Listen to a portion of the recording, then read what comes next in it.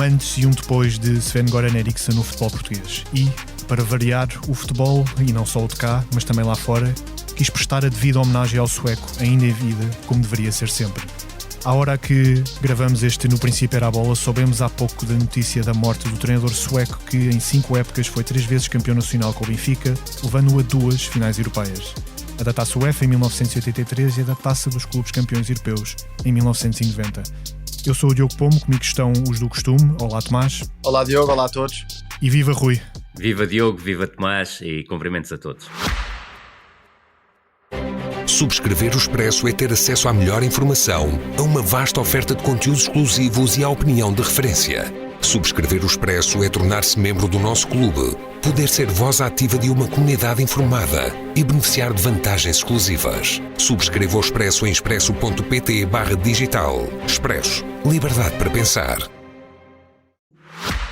E vou começar precisamente por ti, Rui, porque nos ganhas a ambos em idade e lembras-te bem das boas ondas de choque. Sem dúvida. Certamente provocadas pela chegada do Eriksson ao Benfica e a Lisboa em 1982.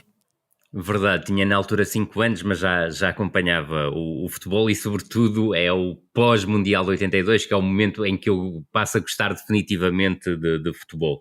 Notou-se, obviamente, e acompanhei a primeira passagem, em 82-84, do Eriksson, que era um treinador completamente diferente. É óbvio que aos 5 anos não conseguia perceber isso, mas depois com o passar do tempo e até conhecendo os jogadores que foram treinados por ele no Benfica, deu para perceber que houve ali uma primeira revolução no futebol português. É certo que eu não poderei definir o Eriksson como o melhor treinador da história do Benfica, aí parece-me indiscutível que é Bela Gutmann devido aos 2 campeonatos europeus que conquistou. Há também quem considere numa segunda linha o Otto Glória por causa da profissionalização do futebol do Benfica, mas do meu ponto de vista o Sven-Göran Eriksson é o segundo melhor treinador da história do Benfica, mas aquele que proporcionou a maior revolução a nível de treino e de jogo na equipa do Benfica. Isto porquê? E conto uma história muito curiosa que não é muito conhecida e eu sei que vocês não vão aqui queixar-se de publicidade, até porque são muito nossos amigos.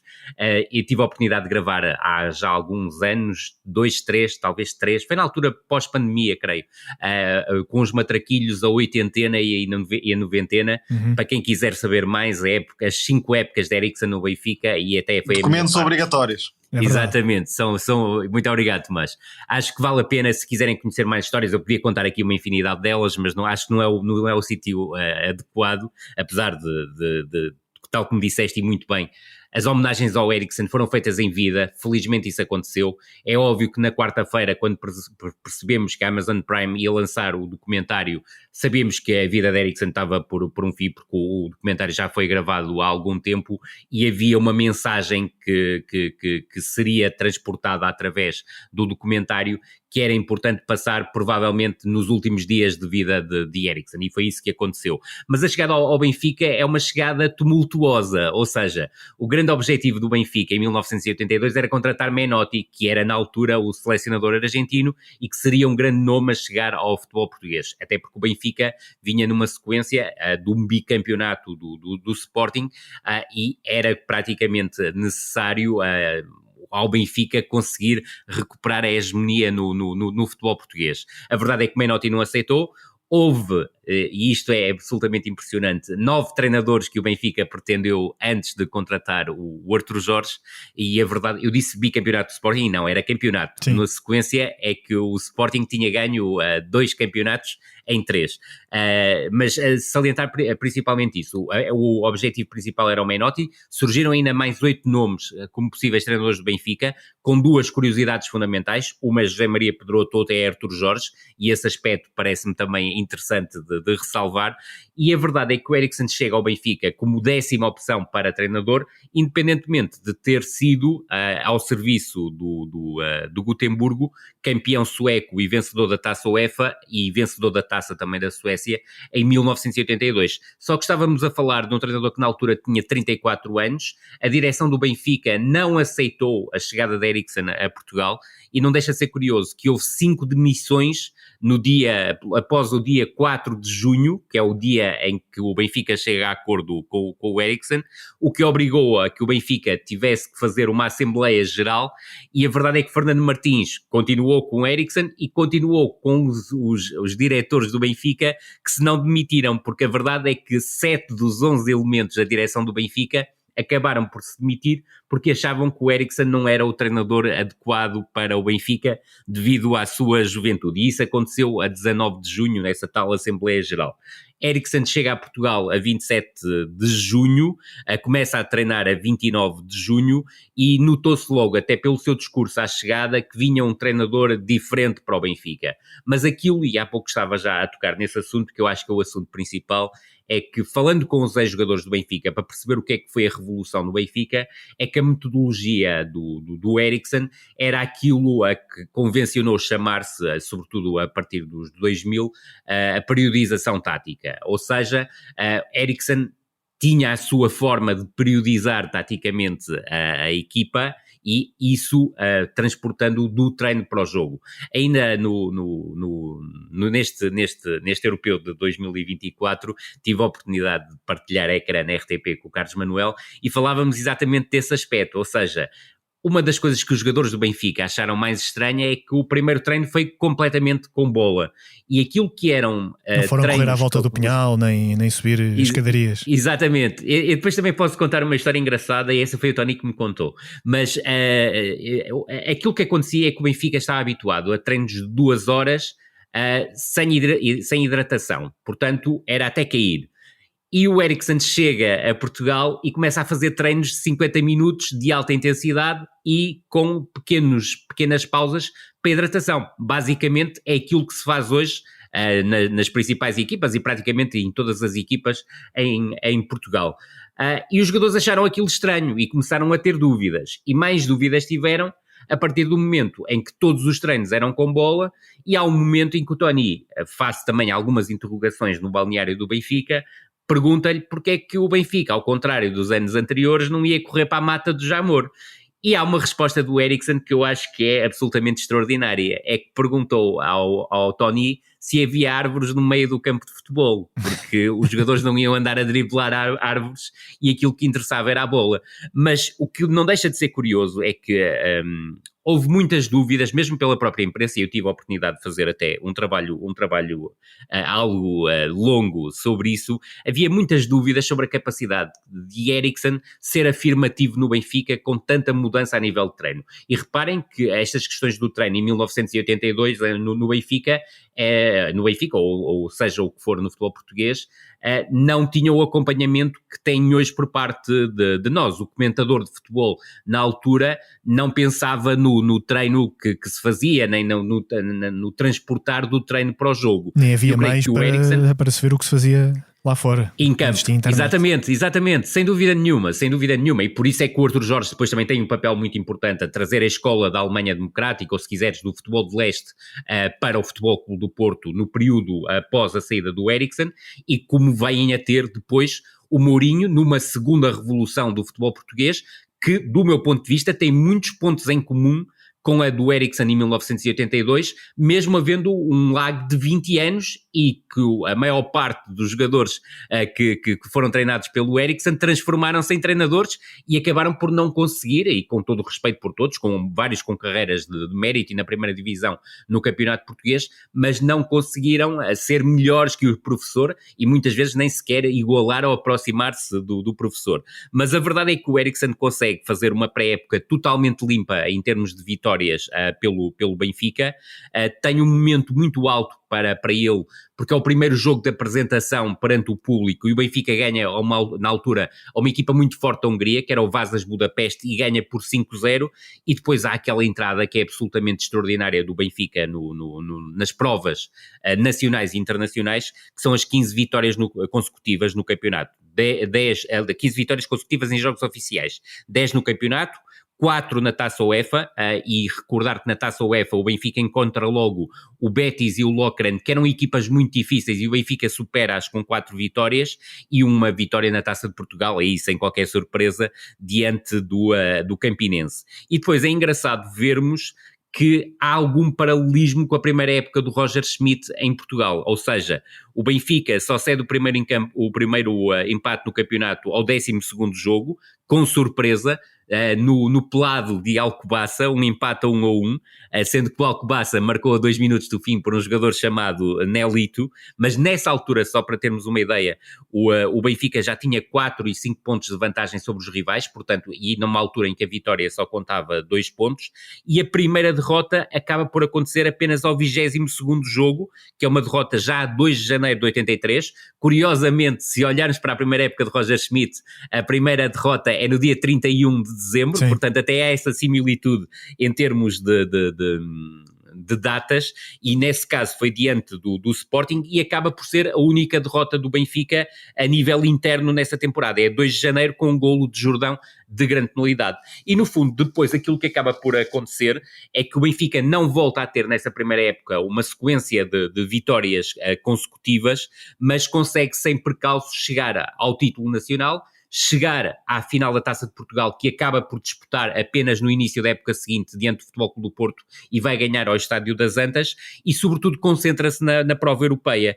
E a verdade é que o Benfica, depois de conseguir eliminar a Roma, que era a grande favorita à vitória no troféu, que era a Taça UEFA, curiosamente num encontro do Eriksen frente à grande referência dos treinadores suecos da altura, que era o Nils Lindholm, e o Eriksen, eu creio que até vai sair neste documentário, por acaso o documentário já saiu, mas em Portugal ainda não está disponível. Eu creio que o Eriksen vai falar sobre algo que é muito curioso. Ele não conhecia o Nils Lindholm pessoalmente naquela altura, porque a verdade é que o Sven-Göran Eriksson tinha treinado o Gotemburgo e um clube modestíssimo da terceira divisão, que era o Degerfors, quando o Lidl já era um dos principais treinadores na Europa. E a verdade é que o Benfica ultrapassa a Roma, uma vitória 2-1 fora, a importância de Filipovic foi tremenda, marcou os 2 golos, e depois um empate a 1 em casa, com o Filipovic mais uma vez a marcar o golo, de um empate de 1-1 que foi suficiente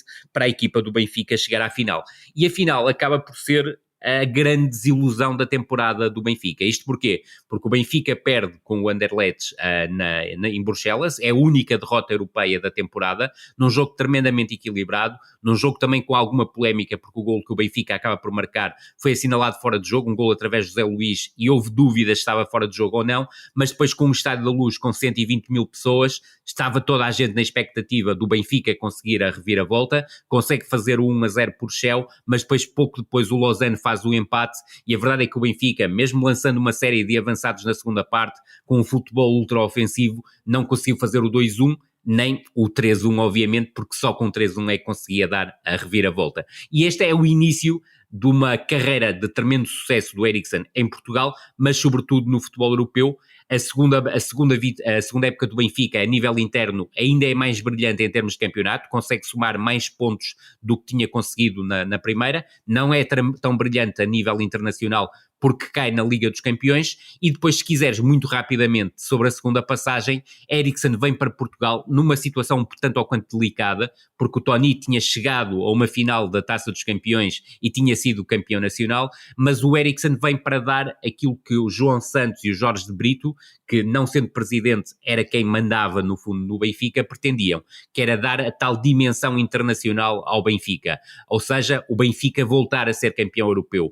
Eu creio que o Eriksen na primeira temporada despreza um pouco o campeonato, olhando para a possibilidade de chegar à final da Liga dos Campeões. Chegou, perdeu contra o Milan por 1-0, uma derrota indiscutível do Benfica, num jogo em que criou pouquíssimas oportunidades, mas a verdade é que era um Eriksen já com o desenvolvimento de 5 temporadas no futebol italiano, e que também consentiu muito pouco à equipa do AC Milan, que naquela altura era obviamente a melhor equipa da Europa. Depois, na temporada seguinte, consegue a vitória no campeonato, e por fim, na última temporada, eu creio que já não havia vontade do Eriksen de continuar no Benfica, e foi público que o Eriksen teve uma proposta irrecusável do Inter, mas Gaspar Ramos, na altura diretor de futebol do Benfica, cortou-lhe as pernas. Depois é uma pré-época atípica do Benfica, em que perde Ricardo e Valdo, ou seja, perde provavelmente os seus dois melhores jogadores. Chegam os russos ao Benfica, o que também foi dinamite, se quiseres, para aquela temporada. A nível interno, É uma época muitíssimo fraca do Benfica, para os nossos ouvintes mais jovens terem noção. O Benfica praticamente no final da primeira volta estava fora da luta pelo título, e a verdade é que o Benfica consegue chegar, mesmo com dificuldades, às meias finais da Taça dos Campeões Europeus, em que perde com o Barcelona de forma indiscutível, no célebre jogo em que o Stoichkov fez o que quis do Zé Carlos, coitado, que deu o máximo, mas naquele jogo foi absolutamente impossível parar o Barcelona. É indiscutível para mim. Há dois treinadores, do meu ponto de vista, tremendamente revolucionários no futebol português. O primeiro foi Eriksen, o segundo foi José Mourinho. No meio há também um treinador, do meu ponto de vista, muito importante, que é Artur Jorge. E se quiseres, numa pré-história do futebol português, eu podia vir falar de vários nomes, mas creio que há um nome já de uma geração posterior que acaba por ser também preponderante no futebol português, que é obviamente José Maria Pedroto. O Rui já apresentou a dimensão de treinador de forma muito clara, mas parece-me que neste caso há também que destacar o homem, a figura e como foi tratado nestes últimos meses. E a morte nunca é bonita, não vamos estar aqui a fingir que é, mas sendo inevitável, deu para suavizar de alguma forma esta doença terrível que afetou Eriksen. E a verdade é que foi homenageado por todos os clubes que representou, foi até respeitado por adversários em estádios de futebol. Foi a Anfield por um dia ser uma espécie de treinador do Liverpool, que revelou que era também um dos seus sonhos. Verdade. E no fundo, esta ideia de admiração pré-morte é uma mensagem de esperança que fica e de respeito máximo em torno da figura de Eriksen. No fundo, pôde morrer em paz, seja lá o que isso for, mas sem dúvida que no caso de Eriksen a mensagem que passa de esperança e de vida cheia, digamos, é muito forte. E é uma grande lição a retirar disto, porque nós temos muito este hábito humano de guardarmos os elogios e as elogias para depois da morte só. Como é óbvio, e nós todos percebemos, obviamente, aliás, toda a gente percebeu que o Eriksen teria poucos meses de vida, ou próprio o assumiu, e creio que foi muito importante a homenagem até que o Benfica lhe fez. O Tomás já tocou também em todos os outros clubes que fizeram a homenagem. É importante também referir algo que me parece importante. Vamos ter uma jornada de clássico com o Sporting Futebol Clube do Porto, e creio, até pela forma como o Eriksen encarou a morte, que eu sou completamente defensor de um minuto de silêncio, sem aplausos, mas aqui até faria sentido que no Sporting Futebol Clube do Porto fosse tributado um aplauso imenso, quer pelos adeptos do Sporting, quer pelos adeptos do Futebol Clube do Porto, porque independentemente do Eriksen só ter treinado o Benfica em Portugal, e curiosamente ainda esteve para vir uma terceira vez, já nos 2000, treinar o Benfica, e ele arrependeu-se de não ter vindo, optou por ir para o México. Eu creio que uma das coisas que o Eriksen mostrou foi uma elegância profunda pelos adversários e a própria valorização dos adversários. Portanto, eu creio ser merecedor por os adeptos do Sporting e do Futebol Clube Porto de lhe tributarem, e da mesma forma que acontecerá de certeza absoluta em Moreira de Cónegos por parte dos adeptos do Benfica, em vez de um minuto de silêncio, que é algo que eu defendo, sou contra aplausos em minutos de silêncio, mas eu creio que no caso do Eriksen, e tendo em conta tudo aquilo que foi esta pré-morte do Eriksen, que merecia o tal tributo de um minuto de silêncio, mas ser transformado num minuto de aplausos. Fica então feita a nossa homenagem e vénia à vida e à história de Sven-Göran Eriksson. E depois deixa-me só dizer muito brevemente, Diogo, só dizer isto. Há uma coisa muito inteligente na forma como o Eriksen chegou a Portugal, ou seja, o Eriksen vinha habituado a um futebol, podemos denominar de futebol de força, e o Eriksen não rejeitou a técnica do jogador português. Soube sim aproveitá-lo ao máximo, e quando sentiu a necessidade de dar uma maior dimensão física à equipa, foi buscar o Stromberg, que tinha sido seu jogador no Gotemburgo, para reforçar o meio-campo do Benfica. É certo que houve depois a tal polémica na final da Taça UEFA ter abdicado do João Alves para colocar o Glenn Stromberg, independentemente da carreira esdrúxula do João Alves e da qualidade técnica absolutamente indiscutível de um dos melhores médios ofensivos do futebol português. A verdade é que o Stromberg veio dar uma dimensão à equipa do Benfica, que a equipa do Benfica não tinha, mas não deixou de ser uma equipa profundamente tecnicista, profundamente ofensivista, e curiosamente, sendo o 4-4-2 a estrutura base do Eriksen, na segunda época em Portugal, experimentou várias vezes uma defesa a 3, com o Shell a ser o primeiro elemento do meio campo, e quando necessário baixava para o espaço entre os defesas. Agora sim, vamos para o estádio. Vamos a isso. O Estádio da Luz, onde hoje as nuvens ainda pairam bastante sobre o Benfica atual. Em mais um jogo cinzento, sem grandes rasgos ou vertigem ofensiva, valeu aos encarnados a predisposição de Coxo para, ao menos, tentar. Foi do rematador turco o único gol da vitória contra o Estrela da Amadora. E a criatividade do meio campo para a frente e a gente capaz de desequilibrar individualmente continuam a ser bens um pouco escassos neste Benfica de hoje, não é, Tomás? Sim, claramente. Foi uma exibição na mesma linha das anteriores, com um toque de cor. Isso é notável, foi a melhor exibição, não é que fosse difícil, mas foi a melhor exibição do Benfica nesta temporada e há algumas razões para isso. Desde logo a entrada de Coxo, que bem destacas, ao contrário de se calhar a maioria, não me parece impossível que Coxo pegue nesta posição, de médio ofensivo pela esquerda, da esquerda para dentro, não pode e terá sempre mais dificuldades a jogar à direita, que foi o que aconteceu também nesta partida contra o Estrela. Isto porque a jogar desde a esquerda para dentro e ficando enquadrado, tem linhas de passe, pode atirar à baliza e isso acabou por ser evidente também no golo do Benfica, que aliás foi uma excelente jogada. Paciência na circulação de bola do Benfica. Claramente, paciência na circulação de bola, de um corredor para o outro, envolvimento na zona central, movimentos coordenados. Por exemplo, há uma ruptura de Prestiani que é importante no desfecho da jogada para que Pavlidis possa servir Coxo, portanto certíssimo. Fica esse lance de registro no ataque do Benfica. Também com boas combinações nas zonas exteriores, entre Coxo e Carreras, e do outro lado entre Auschwitz e Bá, e parece-me que foi claramente essa a ideia de Roger Schmidt, por um lado ter a capacidade de Coxo criar a partir da esquerda e poder usar quer o último passe, quer o remate, e a proximidade entre Auschwitz e Bá. Vamos ver qual é a gravidade da perda de Auschwitz e também de Tiago Gouveia. Exatamente, cerca de um mês. Dois jogadores que podem fazer falta no imediato. 4. Sim, são lesões complicadas, quer num caso, quer no outro. E as lesões começam-se a acumular no Benfica. Também. Sim, vão tirar algumas opções a Roger Schmidt. Já se percebeu também que estes últimos dias de mercado vão ser agitados. Amdouni é um protótipo de segundo avançado que terá de ser aproveitado mais ou da esquerda para dentro ou como segundo avançado mesmo. Certíssimo. Dificilmente como avançado de referência nesta equipa do Benfica, até porque aí há Pavlidis. Agora, na segunda parte, e destacando também a primeira parte de Florentino, que me parece ainda assim o jogador que no passe tem tentado mais coisas, naquela dupla de meio campo.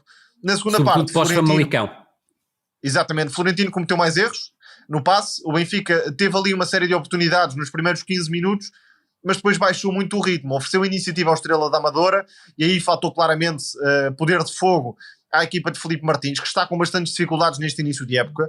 Aquela junção de Rodrigo Pinho e Nani no corredor central tirou muita ameaça, muita profundidade à equipa. Entrou Alan Ruiz para dar... bola no pé. Muita gente de bola no pé. Alan Ruiz também, é um médio criativo que faz a diferença com a bola no pé, mas é uma equipa com um pouco punch, não consegue propriamente agredir o adversário e nesta altura preocupa um pouco este plantel de Filipe Martins. Não sei se concordas comigo, eu creio que o Alan Ruiz, o Nani e o Rodrigo Pinho nunca poderão jogar em conjunto. Dificilmente, a equipa fica muito próxima, mas com um pouco cria pouca dúvida ao adversário, não muito consegue propriamente chegar à baliza neste registro de pé para pé, não com jogadores tecnicistas, é verdade, mas sem haver complementaridade. Agora, o Benfica expôs-se um pouco nessa ponta final. Coxo acabou a defender como extremo, Renato Sanches para o meio campo claramente longe da forma ideal, isso foi notório pelos minutos que fez, mais Di Maria, e aí há um apontamento interessante que não aconteceu muito na época passada, aliás, nem sei se chegou a acontecer. Di Maria como segundo avançado. Em Famalicão. Exatamente, mas foi pontual, não foi regra. Não, foi pontual, exatamente ao contrário. Aliás, nós falamos sobre isso. Vamos ver se é uma ideia de Schmidt para encaixar Di Maria de outra forma, ou se foi mesmo algo provisório. E já vamos perceber muito provavelmente em Moreira de Cónegos, Tomás, porque admito que aí o Di Maria vai regressar à titularidade e aí veremos se será o Di Maria a jogar a segunda avançada e o Prestiani a ir, por exemplo, para o corredor direito, ou se será o inverso, mantendo o Di Maria aberto sobre o corredor direito, porque se olharmos sem Oshens, sem Tiago Gouveia, muito provavelmente sem João Mário, que provavelmente até já poderá não ser jogador do Benfica nessa altura, eu creio que a outra alternativa seria colocar o Rolaiser na direita, que me parece uma ótima alternativa, mas isso conduziria a que Prestiani fosse para o banco para o Di Maria jogar como segundo avançado. No Dragão, até houve direito à história. Galeno marcou aos 18 segundos o golo mais rápido de sempre no Estádio do Porto e catapultou a equipa para mais uma vitória nesta sua espécie de lua de mel com Vítor Bruno, após um casamento pintado tão de fresco. E com declarações acerca do tumulto eleitoral ainda a aparecerem vindas do fantasma, entre aspas, de Pinto da Costa. Rui, os Dragões... Sim, eram dispensáveis. Eu creio que aliás, essa parte da entrevista sobre o Vítor Bruno, sobretudo quando é uma entrevista dirigida a Jorge Nuno Pinto da Costa e sobre Jorge Nuno Pinto da Costa, eu creio que não fez muito sentido aquela frase sobre o Vítor Bruno, mas percebo perfeitamente porque é que aconteceu, até porque Sérgio Conceição, como sabemos, nunca virou a cara a Jorge Nuno Pinto da Costa, bem pelo contrário, expôs-se até em demasia em relação ao ex-presidente do Futebol Clube do Porto, mas creio que Pinto da Costa poderia falar nesta entrevista, que ainda não acabou, vai ter uma segunda parte hoje, podia dedicar-se mais a falar sobre si e sobre a sua vida pessoal, que é extremamente rica, e dispensava até duas coisas. A primeira, a questão do Vítor Bruno, e depois a forma como expôs a situação do Pep. Eu creio que não foi boa ideia expor a situação do Pep, ou seja, que o Pep só renovaria contrato com o Futebol Clube do Porto, sobretudo quando lemos de pessoas que são obviamente portistas, em opiniões que tiveram a semana passada, colocar até alguma, diria, crítica sobre o André Vilas-Boas, sobre a forma como geriu a situação do Pep, que eu creio que merece uma retirada em grande do Futebol Clube do Porto, mas a verdade é que com as declarações de Pinto da Costa podem-se perceber outro tipo de coisas que levaram André Vilas-Boas provavelmente a não ter uma decisão imediata em relação ao Pep. Mas vamos àquilo que interessa, que foi o jogo, e a verdade é que o jogo trouxe um Futebol Clube do Porto, do meu ponto de vista, muito forte na primeira parte. É um Futebol Clube do Porto multi-estrutural, como já temos vindo a falar nas duas jornadas anteriores, e já também tínhamos abordado essa situação na Supertaça e na pré-Supertaça, tendo em conta a pré-época, ou seja, é um Futebol Clube do Porto que pode partir de um desenho de uma estrutura em 4-2-3-1, mas que se transforma facilmente num 4-3-3 ou num 4-4-2 em losango, o que foi robustecido com a presença do PP a partir da esquerda, e recordar, e o Tomás até já tinha tocado, por exemplo, nesse aspecto a época passada, é que a posição de origem onde o PP explode no Grêmio de Porto Alegre é exatamente a partir do corredor esquerdo, e teve a oportunidade de jogar nessa posição. Do mesmo lado que o Galeno, que é interessante e muito raro. Exatamente. Só com uma curiosidade, é que o Galeno, do ponto de vista ofensivo, faz esta temporada exatamente o mesmo que fez sempre com Sérgio Conceição. A diferença está depois do ponto de vista defensivo, a obrigatoriedade pelo menos que tem para recuar. A forma como Ivan Rames está tão confortável na meia-direita, porque sempre ouvimos no Famalicão da esquerda para dentro. Da esquerda para dentro. Concordo inteiramente contigo, mas acho que é muito favorecido com o facto do Ivan vir muito para o território interior e depois ter aquela capacidade que tem tido, e aí está o mérito do jogador, que me parece ser o jogador mais destacado do Futebol Clube do Porto nesta início de temporada, que é o Nico Gonzalez, e a forma como o Futebol Clube do Porto se consegue desdobrar, porque eu falei destas estruturas como ponto de partida, ou seja, como unidades estáticas, se quisermos, mas se formos a ver o desdobramento ofensivo do Futebol Clube do Porto contra o Rio Ave, vimos muitas vezes um Futebol Clube do Porto praticamente num 2-1-7-0. O que é que eu quero dizer com isto? Quero dizer que estavam os dois centrais como primeiros elos de construção, o Alan Varela à frente dos dois centrais, e depois havia a capacidade do Futebol Clube do Porto colocar 5 jogadores entre linhas, ou seja, o Vasco Sousa saltava muitas vezes, o Dani Namazo baixava, surgiam também o Ivan Raime, o PP e o Nico Gonzalez, sem dúvida alguma, concordo inteiramente contigo, Tomás, e depois a capacidade que o Benfica não tem tido até agora de ter os laterais largos e profundos. O jogo diante do Estrela da Amadora já mostrou alguma coisa diferente em relação aos dois jogos anteriores, mas no Futebol Clube do Porto é claramente mais incisivo, ou seja, Martim Fernandes à direita a ter capacidade de desequilíbrio, Galeno à esquerda a ter capacidade de desequilíbrio, uma troca que me pareceu importante na segunda parte, que foi lançar o João Mário e o Wendel em simultâneo para tentar baralhar o Ruben Amorim, ou seja, para o Ruben Amorim ter dúvidas se o Wendel não será o lateral esquerdo e se o Galeno não voltará em Alvalade a jogar como médio ala esquerdo, mas sobretudo dizer-te isto, a primeira parte do Futebol Clube do Porto é disputada a um ritmo altíssimo, um ritmo na circulação também muito alto, com a bola a circular muito bem entre os três corredores e depois um assalto violento às entrelinhas, é que o Rio Ave não conseguiu parar, e daí a tripla. E também não conseguiu jogar, e esse aspecto de preparação tática é interessante, porque não foi o mais óbvio, claro, O mais óbvio foi o jogo ofensivo do Porto, mas, por exemplo, os avançados interiores do Rio Ave nunca conseguiram jogar, foram sempre nunca tocaram a bola. Reação à perda fortíssima do Porto. Centrais foi muito subido. Sem dúvida. E esse ponto é determinante, Tomás, porque a forma como o Otávio e o Zé Pedro conseguiam recuperar a bola impedia qualquer tipo de ligação, e o Alan Varela, juntar aqui o Alan Varela, impediu qualquer tipo de ligação, e o Rio Ave, nos primeiros 37 minutos de jogo, praticamente não chega à área do Futebol Clube do Porto, ou sequer não entra na área do Futebol Clube do Porto, e praticamente não conseguiu ligar nenhuma jogada, nem a partir do seu meio campo defensivo, o que impedia, obviamente, que entrasse no meio campo ofensivo. Depois, muito rapidamente, em relação à segunda parte, eu não ouvi os assobios que tanto se falou, creio que acho que foi algo que foi demasiado empolado face àquilo que aconteceu, até à própria pergunta que foi feita ao Vítor Bruno. Aquilo que me pareceu é que o Futebol Clube do Porto, e bem, entrou num ritmo de gestão, não deixando de procurar a baliza adversária, e teve momentos de assalto à baliza adversária, procurou sim mais remates de fora da área do que tinha acontecido na primeira parte, não terá metido tanta gente em zona de finalização, porque o Futebol Clube do Porto, tendo esses 5 jogadores nas entrelinhas, 4 deles depois surgiam quando a bola entrava nos corredores laterais em zona de finalização, mas fez sentido, do meu ponto de vista, fazer uma segunda parte mais ritmada, com um ritmo mais baixo, mas mantendo praticamente sempre, para não dizer sempre, o controlo e o domínio da partida. Portanto, foi um Rio Ave praticamente inofensivo, e deixa-me só sublinhar isto antes do Tomás entrar em campo, porque roubei-lhe a bola há bocadinho, é que esta jornada fica claramente marcada por um aspecto, é que Farense, Estrela da Amadora e Rio Ave fizeram 0 remates enquadrados nos jogos diante dos grandes, e isto é preocupante.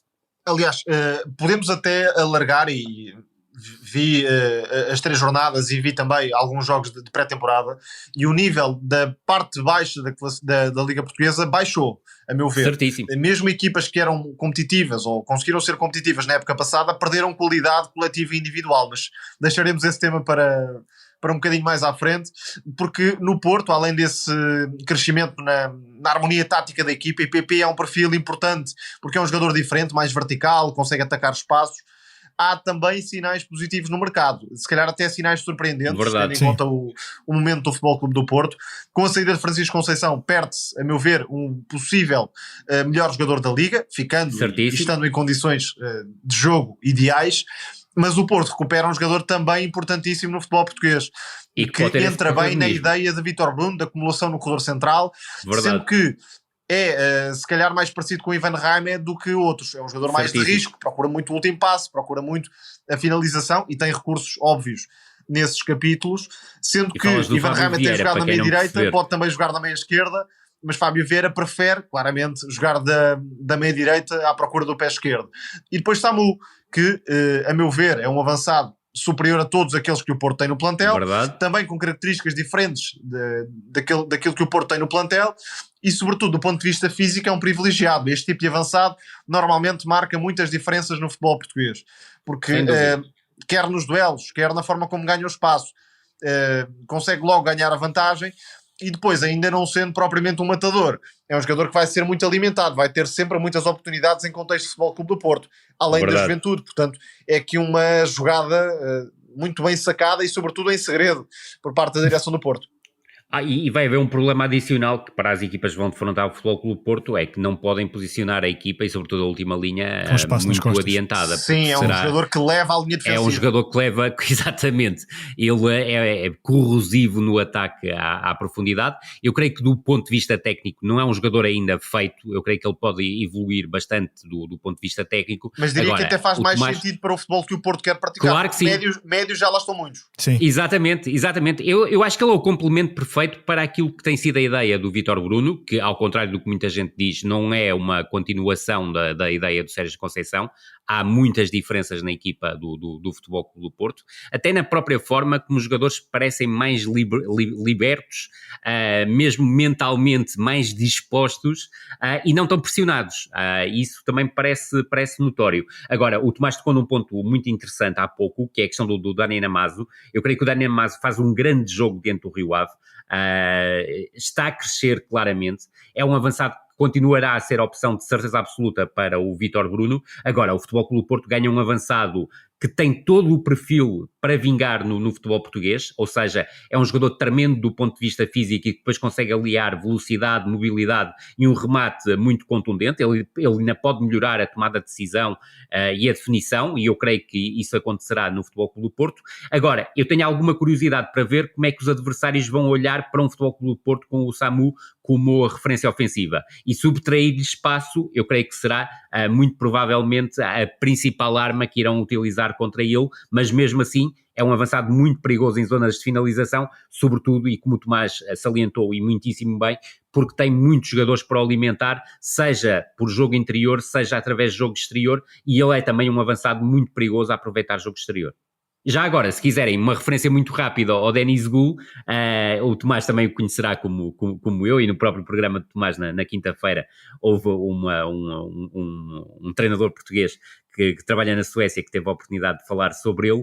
Eu, na altura, e escrevi-o no Record, aponto claramente como um jogador para a equipa B do Futebol Clube do Porto. Agora, aquilo que me parece mais importante salientar são dois aspectos. Uma é a jogada de antecipação do Futebol Clube do Porto. É certo que um jogador que marcou 3 golos no Hammarby não são números extraordinários. Mas se marcasse 20, se calhar não vinha. Exatamente, se tivesse marcado 20 não vinha de certeza, e provavelmente daqui a 6 meses o Futebol Clube do Porto já não conseguia contratar, e daqui a um ano não conseguia contratar quase certeza absoluta, porque estamos a falar de um jogador que, curiosamente, tendo vindo como avançado centro, e eu creio que será essa a sua posição de futuro, nos últimos jogos que fez pelo Hammarby jogou principalmente como extremo ou como segundo avançado, e ele traz isso, ou seja, é um jogador tremendamente forte do ponto de vista físico, mas com velocidade e mobilidade, que também sabe atacar a profundidade, ainda que tenha que melhorar certos aspectos do seu jogo, e dentro da área, não sendo um goleador nato, tem características muitíssimo interessantes. Se nós virmos os 3 golos que ele marcou pelo Hammarby esta temporada, os 3 golos são praticamente iguais, ou seja, é a capacidade que o jogador tem num espaço curto de criar desequilíbrios num contra um e depois tirar partido do outro dos seus pontos fortes, que é a capacidade de definir ao primeiro toque com um remate muito potente, quer de pé direito, quer de pé esquerdo. Aquilo que me parece que é melhor para a carreira dele é jogar no Futebol Clube Porto B, estes primeiros tempos, ou seja, jogar com continuidade,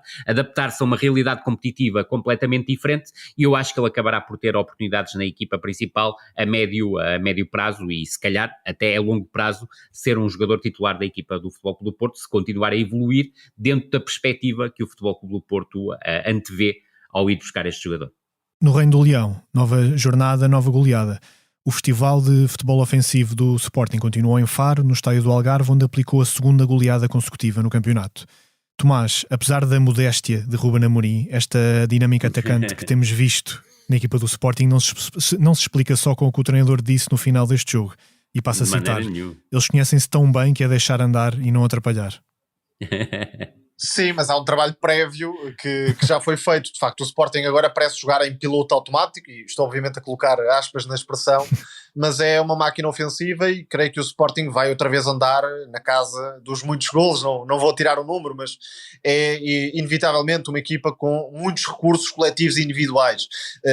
Já aqui manifestei muitas vezes a forma de surpresa que me provoca o facto de se ver jogar o Sporting e se pensar que a equipa depende de Gyökeres. Não depende nada de Gyökeres, a meu ver.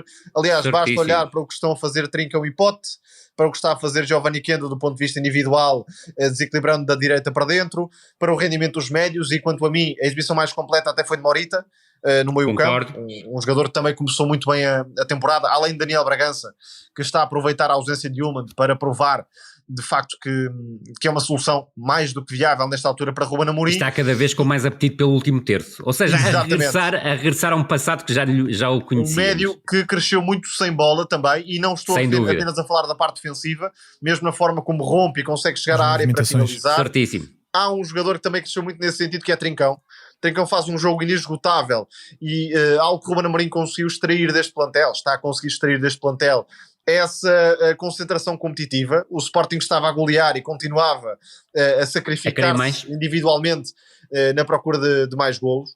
Por isso, de facto, está aqui uma máquina muito bem oleada e com jogadores em grande momento. A meia hora inicial, quanto a mim, foi o melhor período no jogo do Sporting, porque conseguiu recuperar muito a bola à entrada do meio campo, e aí o posicionamento dos centrais foi irrepreensível. destaco o Eduardo Quaresma, que não é sempre um jogador muito elogiado, mas está até a crescer em aspectos onde não era tão forte. Por exemplo, na defesa da área. Sem dúvida. É um jogador que tem crescido a olhos vistos em termos de consistência e regularidade, além dos pontos fortes que já tinha na forma como antecipa, na forma como conduz e ganha metros. Aí sempre foi um jogador com muitas condições. Ao ponto de Kovacevic praticamente não ter trabalho nesta partida, e o Farense é um daqueles casos que destacávamos há pouco. A meu ver, a construção do plantel é algo preocupante, porque na época passada, é certo, Ricardo Velho deu muitos pontos, pode sair do Farense, vamos ver o que acontece. A dupla de centrais, não sendo brilhante, tinha em Gonçalo Silva um patrão que agora não existe. Esta dupla de centrais não dá mínimas garantias. Sim, e tem um jogador perfeitamente medíocre que sempre que jogou em Portugal jogou mal, e não sei como é que o Farense o contrata, que é o Lucas África, obviamente. Igor Nogueira é outro que tem andado a rodar várias equipas, sempre com um rendimento. São dois centrais do mesmo nível. São dois centrais do mesmo nível. E depois, além disso, perdeu alguma qualidade no meio campo, com o Matheus Oliveira, por exemplo, que era um jogador ao nível do passe muito dotado. O Fabrício Isidoro também teve um papel relevante na última temporada. E depois no ataque, porque o Bruno Duarte, dentro da classe média portuguesa, é um avançado com muitas qualidades, quer para receber jogo direto, na movimentação, tem golo, marcou 15 golos, se não estou em erro, na época passada. Foi. E Tomané é um avançado combativo, mas sem o mesmo nível, a meu ver. E com muito pouco golo, diga-se. Trabalha imenso, mas tem dificuldades no golo, e eu acredito que no futuro, apesar de o Alex Milhan não me parece uma aquisição de enormíssima qualidade, bem pelo contrário, acho que não... se é ele a esperança de golos de José Mota, acho que vai ser um bocado complicado. Agora eu daria o Poveda e acredito mais nele, mas concordo inteiramente contigo, Tomás. Eu creio que o Farense, os sinais de alarme já estão a tocar, e sobretudo, e não esquecer, e deixa-me só dar esta nota, Diogo, que o mercado nas principais ligas europeias fecha na sexta-feira, com vários horários, como é costume, mas em Portugal só vai fechar na segunda-feira, às 23h59. E isto vai ser diferente dos outros anos, ou seja... há hipóteses dos clubes portugueses aproveitarem jogadores que não são colocados nas 5 principais ligas, exatamente, no sábado, no domingo e na segunda-feira. Portanto, não me custa adivinhar que na próxima segunda-feira, ou seja, 2 a uma semana, que é a data que nós estamos a gravar, tenhamos um dia mais animado do que é costume. Mas agora os sinais de alarme em relação ao Farense são óbvios. O José Mota tem uma declaração preocupante no final do jogo, que não tem a ver com a construção do plantel, tem mesmo a ver com o facto de ter dito que não tinha percebido como é que o Sporting tinha encontrado as entrelinhas, e era fácil perceber porque é que o Sporting estava a encontrar as entrelinhas, porque o jogo de marcações individuais do José Mota não é o jogo de marcações individuais do Rubén Amorim, e houve muitas dúvidas, por exemplo, se o lateral do Farense pegava no lateral do Sporting ou no avançado interior, e contra o Sporting não se pode entrar com essas dúvidas. Por isso mesmo o Tomás, e muito bem, estava a dizer há pouco que a primeira meia hora do Sporting é muitíssimo. E Gonçalo Inácio sempre com muito espaço, porque o Bellamy baixava em função do Jenny Catan. E o segundo sinal de alarme para mim, para a equipa do Farense, é a possibilidade do Farense até sexta-feira perder os seus 2 melhores jogadores, e os únicos 2 jogadores que me parecem claramente diferenciadores nesta equipa, que é o Ricardo Velho na baliza e o Bellamy a partir do corredor direito. Se o Farense perde estes 2 jogadores e não vai ao mercado, antevejo uma época muito difícil para o Farense, e a própria continuidade do Zé Mota parece-me estar com algum risco. E tenho pena de o dizer, quer pelo José Mota, quer pelo João Pereira do Casa Pia, ainda mais neste caso, porque é um treinador que se está a estrear na primeira divisão e tem um plantel deficitário, para ser simpático. Acho difícil uma equipa na primeira divisão ter um avançado tão fraco como é o Obeng, e eu não gosto de ter este tipo de declaração, mas a verdade é que às vezes é preciso dizer este tipo de coisas para não haver chicotadas psicológicas à 4ª jornada, e é isso que eu queria dizer. Eu creio que os clubes devem perceber que há uma paragem em setembro que é muito importante. Será, na maior parte dos casos, excluindo os grandes, vão ter muitos jogadores nas seleções, uma segunda pré-temporada para muitos treinadores, para conhecerem jogadores que estão a chegar a conta-gotas ao futebol português. O Estoril, por exemplo, é uma equipa que tem contratado praticamente um jogador por dia. Eu também não sei até que ponto as coisas estão a ser pensadas no Estoril, porque vejo jogadores serem contratados que não têm nada a ver com a ideia do treinador do Estoril, e ontem voltou a comprovar-se, mas eu creio que deve ser dada uma oportunidade aos treinadores durante de terem esta segunda pré-temporada, e depois do mês de setembro e quando for a nova paragem de outubro, aí sim, se os direções e as SADs e isso tudo tiverem que tomar decisões, que tomem aí e não sejam precipitados, porque eu creio que houve muitos equívocos, e o Tomás tem toda a razão naquilo que disse há bocado, na construção de plantéis, porque há muita precipitação na escolha dos jogadores estrangeiros. Isto é a minha opinião já há vários anos. Eu creio que não são suficientemente prescrutados, ou se quiseres observados como deviam ser, porque há jogadores que chegam ao futebol português que não têm qualidade mínima para jogar numa primeira liga portuguesa, e se quiseres na segunda liga acontece também o mesmo em relação à própria segunda liga, e eu creio que devia haver muito mais cuidado a esse nível, mas creio que é notório que há muitas equipas que neste momento não conseguem ainda consolidar o que é o modelo de jogo dos treinadores com os jogadores que têm à sua disposição. Já agora é porque não podemos deixar passar este tema. Respeito imenso as dificuldades dos clubes e quem tenta fazer o melhor para ser sustentável do ponto de vista financeiro. Agora, ninguém que goste de futebol e ninguém que goste, neste caso do Farense, pode aprovar a decisão de ir jogar para o estádio Algarve. É uma aberração que não devia ser permitida. É uma aberração. Acaba por acontecer. É uma aberração. Ainda por cima, uma equipa que usa tão bem o São Luís, e os adeptos fazem ali um caldeirão difícil de superar. E os próprios adversários elogiam isso, os jogadores e treinadores. Exatamente. É verdade. E o jogo seria completamente diferente. Não quer dizer que o Sporting não ganhasse por 5-0, mas era um jogo completamente diferente. E eu creio que não vale tudo no futebol português, e acho que a Liga tem que tomar medidas definitivas em relação a isso.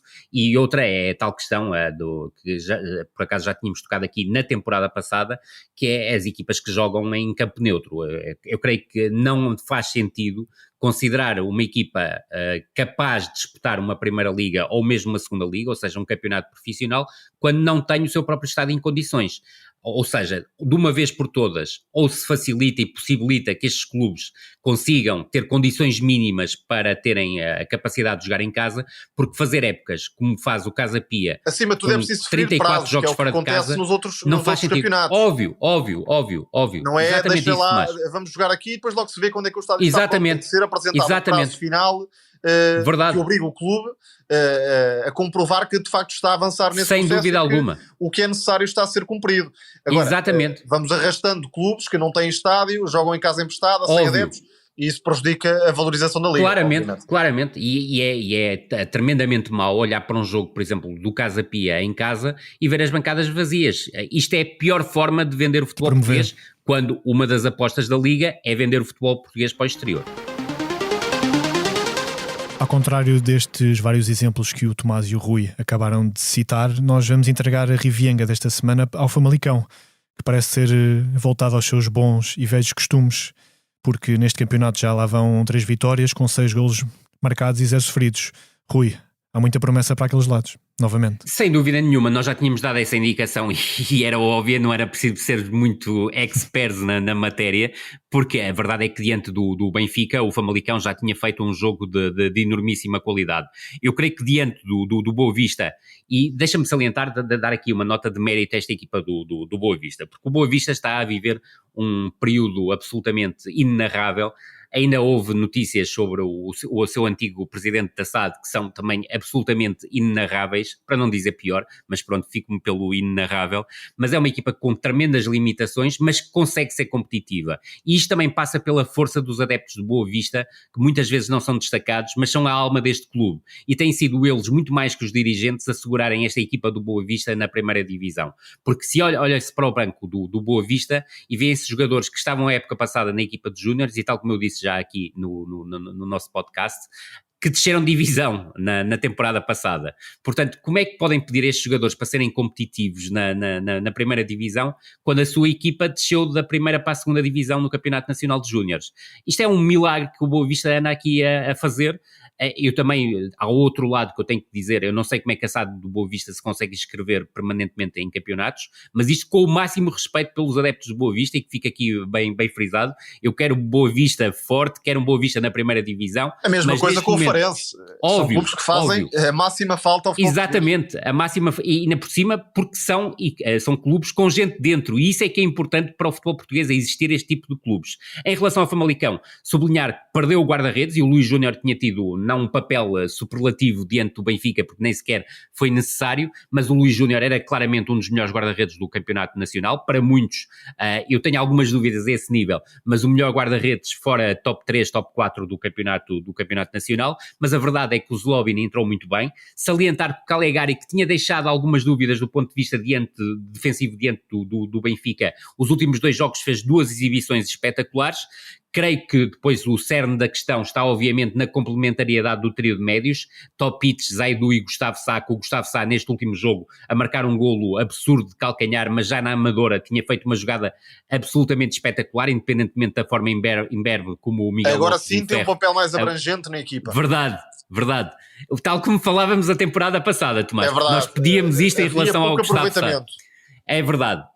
Depois, salientar que o Sorriso e o Rochinha oferecem coisas diferentes a partir dos flancos, e isso é muito bom, essa tal complementariedade e a diferença que os extremos têm. O Sorriso mais de profundidade, o Rochinha mais de bola no pé, e isso é importante. E depois a tal questão do Óscar Aranda. Eu creio que o Óscar Aranda funcionou muito bem diante do Benfica, mas nos 2 últimos jogos, quer diante do Estrela, quer diante do Boa Vista este fim de semana, já teve mais dificuldades em cumprir o papel do falso 9. Mas é verdade é que também esta equipa do Famalicão tem mérito na forma, apesar de também ter possibilidades que outros clubes não têm para conseguir chegar a um mercado, se quisermos, de segundo nível para o campeonato português, mas a valorização dos jogadores também é importante por parte do Famalicão. Eu creio que o Mário Gonzalez mais tarde ou mais cedo vai entrar na equipa. Agora, eu creio que o grande problema do Famalicão será quase certa a partida do Francisco Moura para o Futebol Clube do Porto, e ainda bem que o Francisco Moura encontra colocação num grande no futebol português, porque é mais do que merecida, e ninguém mais do que nós Francisco Moura e Costinha conseguiram de facto apanhar o elevador. Sem dúvida nenhuma. E curiosamente foram os 2 laterais que mais destacamos a temporada passada no futebol português. Agora, creio que o Famalicão vai ter que fazer uma mexida de mercado muito importante nos últimos dias. É verdade que ia contratar o Yuri Ribeiro, estava tudo certo, e o Sporting Braga à última da hora conseguiu desviá-lo do Famalicão. Não é um jogador, do meu ponto de vista, tão ofensivo e tão desequilibrador como o Francisco Moura, mas era uma opção interessante para a equipa do Famalicão. Mas Miguel Ribeiro, como é seu timbre, de certeza absoluta que tem um lateral esquerdo pensado, ou uma lista, se quiseres, de 5 jogadores para a posição, e muito certamente irá aparecer um deles, e de certeza absoluta, porque a verdade é que tem sido mais tem havido mais acertos do que erros na equipa do Famalicão, a verdade, mas será difícil encontrar alguém que tenha no imediato o rendimento superlativo que o Francisco Moura tem tido como lateral ala esquerdo nesta equipa do Famalicão. Acima de tudo, o Famalicão é um clube modelo no futebol português. Claro que tem outras possibilidades em comparação com a maioria, mas, e creio que foi o Ruben Amorim que chegou a comprar o clube com o Brighton, e de facto o Famalicão, embora não seja um clube muito antigo nestas andanças, já tem uma marca própria, e é isso que a equipa acabou por perder um pouco na época passada, um futebol mais aborrecido, mais direto, viciado na bola longa e nos cruzamentos para Cádiz, e isso desapareceu. A equipa, independentemente do objetivo que venha a alcançar, eu acredito que pode andar na luta europeia, mas mesmo que fique mais para baixo, seguramente vai ter este registro mais perfumado, valorizando jogadores como Zaidu Yusuf, como Gustavo Sá, o próprio Rochinha, que neste nível é um elemento tecnicista e que vale a pena ver jogar.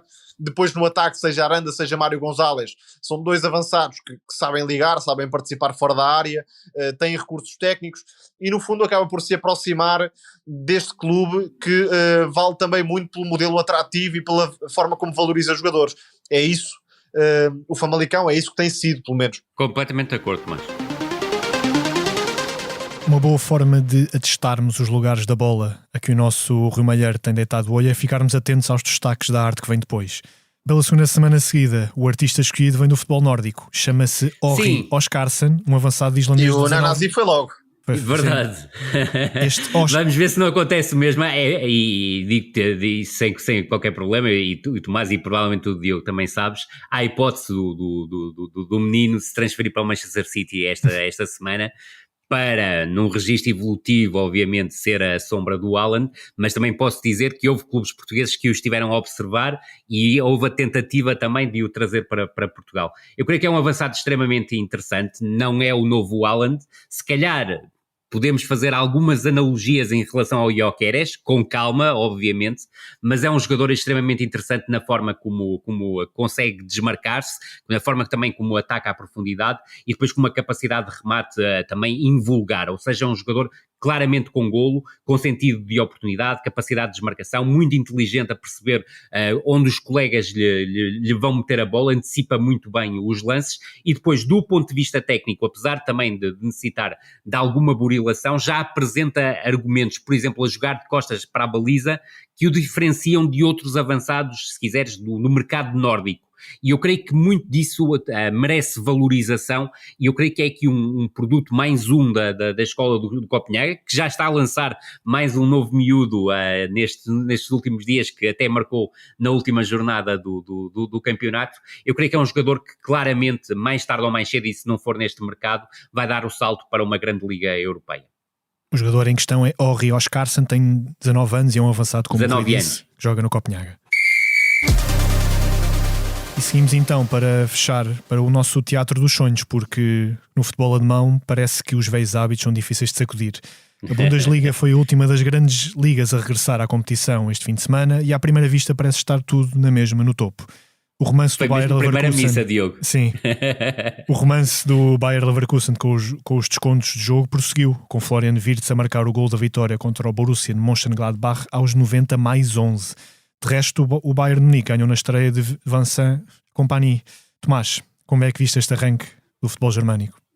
E vamos lá ver até quando é que o Bayer Leverkusen vai continuar a somar vitórias nos descontos, porque, enfim, isto não é treinável, a equipa pode ter muita crença, mas isto nem se explica. Algum dia isto pode acabar.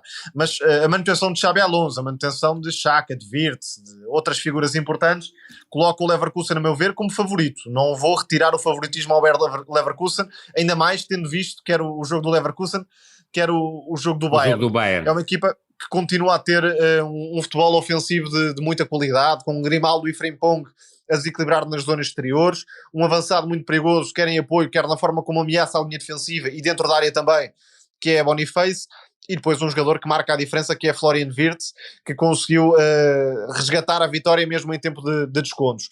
Agora, o papel de Xhaka, quanto a mim, é ainda mais importante do que o de Wirtz, na manobra coletiva de modo geral. Aliás, o ano de 2024 de Xhaka, que marcou um golaço, quem possa não ter visto, vale a pena ir ver, uma bomba autêntica com o pé esquerdo. O ano de 2024 de Xhaka coloca o suíço entre os 2-3 médios centro com mais qualidade de jogo a nível internacional. Aliás, o europeu foi o que foi, um dos melhores jogadores da competição, e no Bayer Leverkusen a mesma coisa, portanto está a atravessar a melhor fase da carreira e o Bayer Leverkusen tem legítimas ambições de conseguir, claro, o que nunca foi feito, nunca tinha sido campeão, muito menos bicampeão.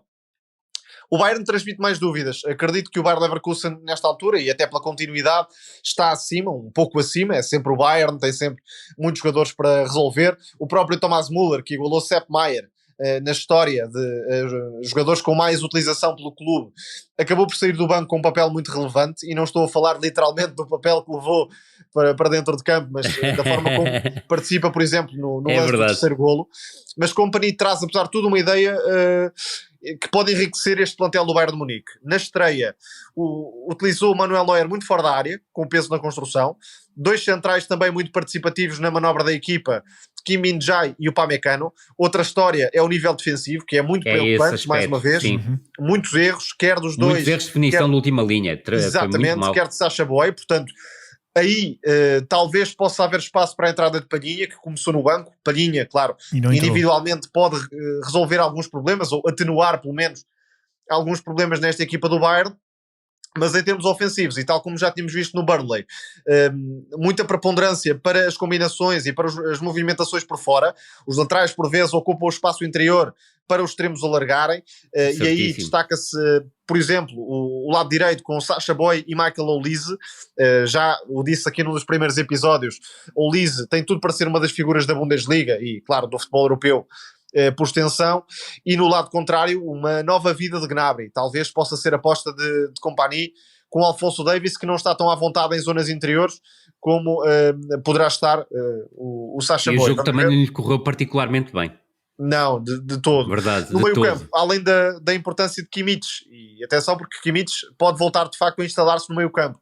É de facto um jogador brilhante, Pavlovic, uma qualidade de passe tremenda. Incrível. Na zona central, falhou o europeu por lesão, mas está de volta às opções no Bayern de Munique. E um aspecto que é sempre elogiável é que Kane não foi apenas um jogador de fixar a linha defensiva. Teve movimentações fora da área, conseguiu ligar-se com a equipa, portanto Kompany está ciente do papel que Kane pode ter, juntamente com o Musiala na criação. Agora, o Bayern tem uma defesa de papel, autenticamente. O processo coletivo é muito débil. O Wolfsburgo marcou 2 golos, podia ter marcado até mais, e de facto, sem resolver essas questões, o Bayern fica numa posição muito sensível nesta Bundesliga. Claro que tem sempre o Leipzig. Atenção a António Nusa, mais uma grande jogada de mercado por parte do Leipzig. Atenção também ao Borussia Dortmund, agora com Nuri Sahin e João Tralhão na equipa técnica, mas de facto à partida será entre o Leverkusen e o Bayern de Munique. Como não temos muito mais tempo, deixa-me só dar uma nota sobre o futebol italiano, sobre o Parma, que tem 2 jogadores que podem fazer uma grande temporada e que já estão a dificultar a vida a Paulo Fonseca. O Adriano Bernabé, um jogador que passou pelo City, muito talentoso, pé esquerdo na bola, pode jogar ora como médio mais organizador, ora com o médio mais adiantado à procura do último passo, mas é de facto para manter debaixo de olho. E o Denis Mann, um romeno extremo, muito agressivo, faz desmarcações sem parar no lado direito, sabe também combinar, sabe finalizar, portanto é um nome de grande valor nesta equipa do Parma, que já provocou uma surpresa. E não sei se concordas, Tomás, eu creio que está ali também a nascer o provável melhor, o futuro, a grande guarda-redes do Japão. Suzuki, um guarda-redes muito interessante também, com características particulares que vale a pena acompanhar. Sem dúvida. No Milan, e rapidamente, há ainda muitos problemas da transição defensiva, é algo que Paulo Fonseca vai ter de corrigir brevemente, mas impressionante a exibição de Pavlovic, uma grande contratação no Milan, central canhoto, que estava na Áustria. Muito.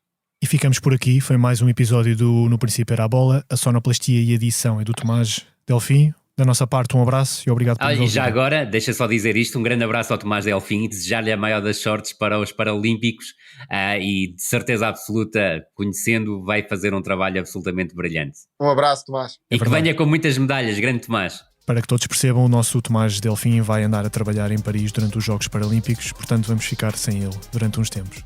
Mas é por um bom motivo. Obrigado. Um excelente motivo. E até para a semana. Excelente motivo.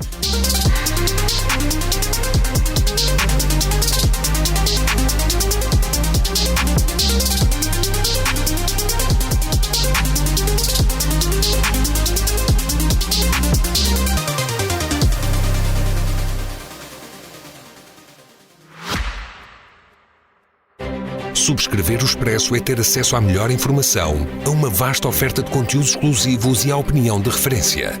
Subscrever o Expresso é tornar-se membro do nosso clube, poder ser voz ativa de uma comunidade informada e beneficiar de vantagens exclusivas. Subscreva o Expresso em expresso.pt/digital. Expresso. Liberdade para pensar.